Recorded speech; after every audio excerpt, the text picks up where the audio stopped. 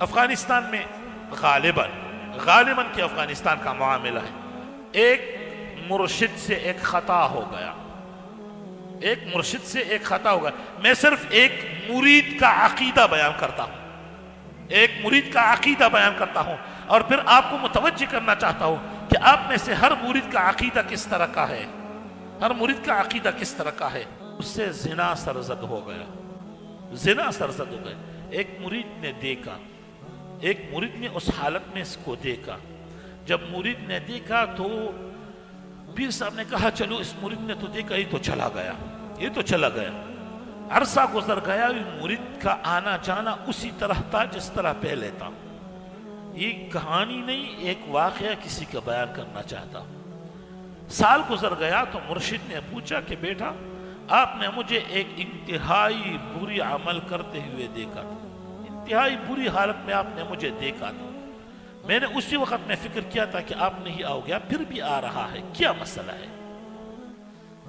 بس اس نے ایک عقیدہ بیان کیا ہے، اس نے کہا جناب مرشد عالی، جس وقت میرا ارادہ ہو گیا کہ میں آپ سے بیعت کروں تو میں نے اتنا سوچا تھا کہ تم مجھ سے اچھے ہو اور مجھے تم اچائی کے بارے میں بولو گے۔ مرشد عالی، میں نے آپ کو پیغمبر نہیں سمجھا تھا، پیغمبر معصوم ہوتا ہے،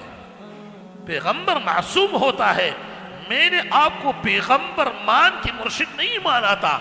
میں نے آپ کو اپنی آپ سے بہتر سمجھا تھا کہ تم مجھ سے اچھے ہو، مجھے اچھے راستے کے بارے میں بتاؤ گے۔ آپ نے مجھے اچھے راستے کے بارے میں ابھی بھی بتا رہے ہو، پہلے بھی بتایا تھا، اور تو پیغمبر نہیں کہ تو معصوم ہو، اس لیے میں نے آپ کو نہیں چھوڑا ہے، میں نے پہلے بھی آپ کو پیغمبری کا عقیدہ نہیں رکھا ہے۔ یہ ایک مرید کا عقیدہ ہے اپنے پیر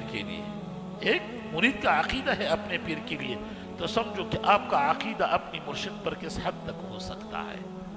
وہ پہلا اولین لفظ میرا موجود ہے جس کے میں نے آپ کے لیے بولا کہ آپ اپنے پیر کے لیے کیا عقیدہ رکھو گے تو تب آپ سلوک میں ترقی کرو گے۔